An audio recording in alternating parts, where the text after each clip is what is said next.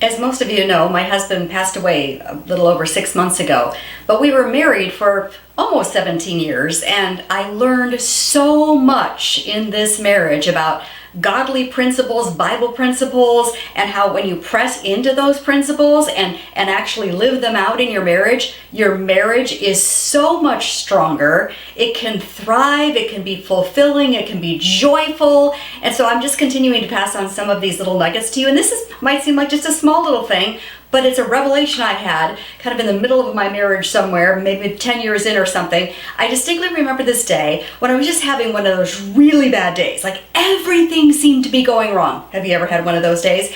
And the interesting thing is, in the middle of my frustration, my husband walked in the door and encountered me, all agitated and upset. And then the strangest thing happened. He got all agitated and upset. And I thought, what is his problem? I'm the one that's having a really bad day. And then it dawned on me that a husband really sincerely desires his wife to be content. Most men actually feel sort of responsible for their wife's contentment. And when she is visibly agitated and frustrated and upset, he takes it personally, like there's something wrong, that he did something wrong, even if it had nothing to do with him. When she's agitated, he's agitated.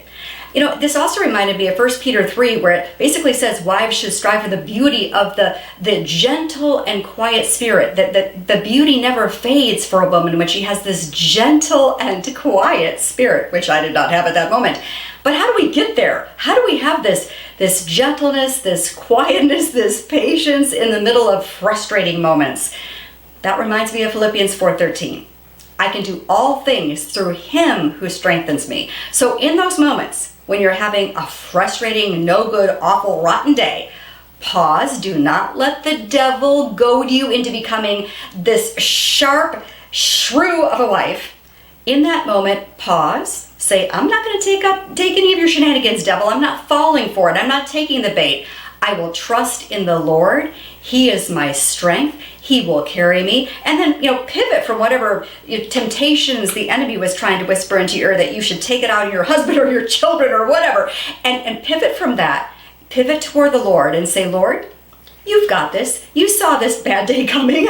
I pray that you would strengthen me. You give me patience. I'm going to pause in this moment, take in a deep breath, let it out, let my shoulders drop, and I'm going to trust in you. As simple as that. When I started doing that, everything changed. It could change in your marriage too.